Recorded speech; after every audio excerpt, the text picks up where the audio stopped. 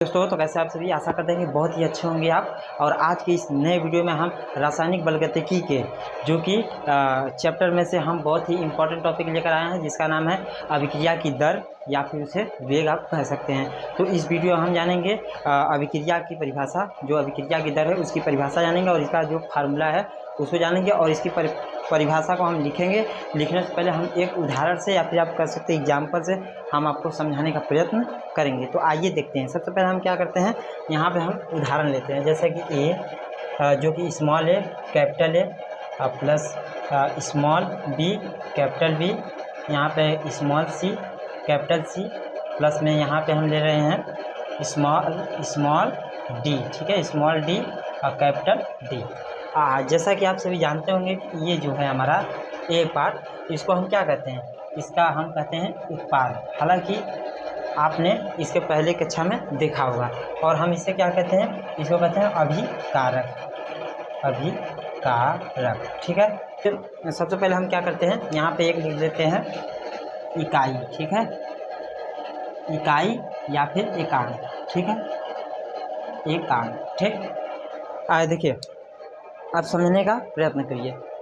इकाई समय में, ठीक है, इकाई समय या फिर एकांक समय में, इकाई समय या फिर एकांक समय, दोनों बात एक ही है। इकाई समय आप बोलिए या फिर एकांक समय बोलिए, ठीक है। यहाँ पे देखिए इकाई समय में किसी अभिकारक, ठीक है, इकाई समय में किसी अभिकारक या उत्पाद, किसी इकाई समय में किसी अभिकारक या उत्पाद की सांद्रता में होने वाले परिवर्तन को रासायनिक अभिक्रिया की दर या फिर वेग हम कहते हैं।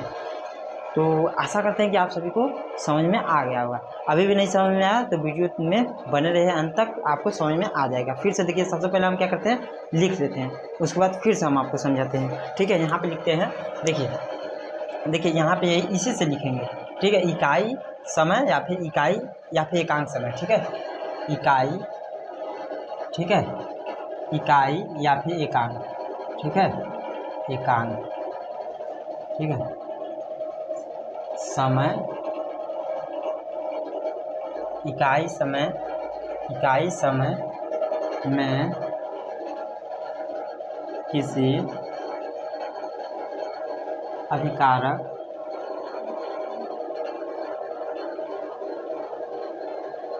या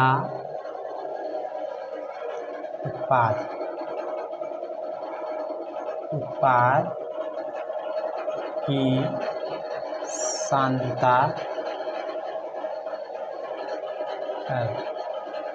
में, देखिए समझिए यहाँ पे जो हमने बोला और वही लिखा हूँ, इकाई समय में किसी अभिकारक या उत्पाद की सांद्रता में होने वाले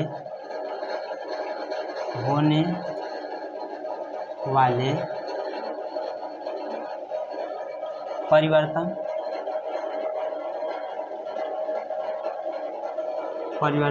को ही हम क्या कहते हैं, रासायनिक, ठीक है, रासायनिक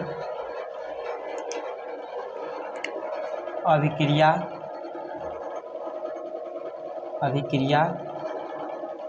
की दर या वेग, अभिक्रिया की दर या फिर वेग कहते हैं, ठीक है, कहते हैं। तो आइए एक बार फिर से हम आपको समझा रहे हैं इसी से। देखिए इकाई समय या फिर एकांक समय, ठीक है, इकाई समय या फिर एकांक समय एक ही बात है, हम बस इकाई समय बोल रहे हैं, ठीक है। इकाई समय में किसी अभिक्रिया, ठीक है, इकाई समय में, ठीक है, इकाई समय में किसी अभिकारक या उत्पाद की सांद्रता में होने वाले परिवर्तन को हम क्या कहते हैं, जो कि अभिक्रिया की दर या फिर वेग कहते हैं। वही हमने लिखा हुआ हूँ। देखिए इकाई समय में किसी अभिक्रिया या उत्पाद की सांद्रता में होने वाले परिवर्तन को हम रासायनिक अभिक्रिया की दर या फिर वेग कहते हैं। तो यहाँ पर समझिए, देखिए इकाई समय में किसी अभिकारक, ठीक है, किसी अभिकारक या उत्पाद की सांद्रता में होने वाले परिवर्तन को ही हम क्या कहते हैं, अभिक्रिया की दर कहते हैं। फिर समझने का प्रयास करें। देखिए इकाई समय में, ठीक है, इकाई समय में किसी, देखिए इकाई समय में किसी अभिकारक, यहाँ पे अभिकारक लिखा है, अभिकारक या उत्पाद की सांद्रता में होने वाले परिवर्तन को ही हम क्या कहते हैं, रासायनिक अभिक्रिया की दर या फिर वेग कहते हैं। तो आशा करते हैं कि आप सभी को समझ में आ गया होगा। यदि नहीं समझ में आ गया तो आप वीडियो को पीछे करके देख लीजिए, समझ में आ जाएगा। तो आइए अब हम इसके क्या देखेंगे, फार्मूला देखेंगे। ठीक है, यहाँ पे हम इसको मिटा देते हैं। ठीक है, यहाँ पे ठीक है, अब देखिए यहाँ से पर हम कर रहे हैं इसका फार्मूला। यहाँ पे लिख रहे हैं पहली बात यही चीज़, अभिक्रिया, ठीक है, अभिक्रिया की दर या वेग। ठीक है, अभिक्रिया की दर या फिर वेग हमने लिख दिया। अब इसमें हम क्या कर रहे हैं, जो कि बराबर देने अभिकारक या उत्पाद, ठीक है, अभिक्रिया अभिकारक या उत्पाद की सांद्रता में परिवर्तन, ठीक है। और यहाँ पे हमारा होगा लगा समय। ठीक है, ये हो गया जो कि लगा समय, ये हमारा हो गया डिटेल में इसका फार्मूला। इसको हम शॉर्ट से लिख सकते हैं, हालांकि इतना डिटेल में लिखने की आवश्यकता नहीं है।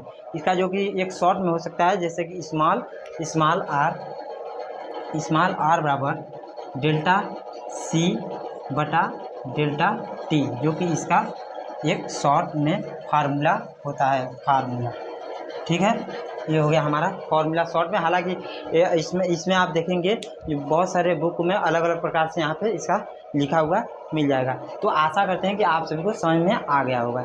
यदि आप सभी को समझ में आ गया या फिर नहीं आया तो आप वीडियो को फिर से पीछे कीजिए, फिर से कीजिए, रिवाइज करेंगे, समझ में आ जाएगा।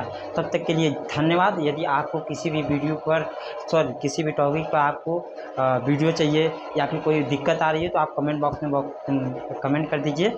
हम उस पर जो वीडियो अपलोड करेंगे बहुत जल्द, जिस टॉपिक पर आप चाहेंगे उस टॉपिक पर हम वीडियो अपलोड करेंगे।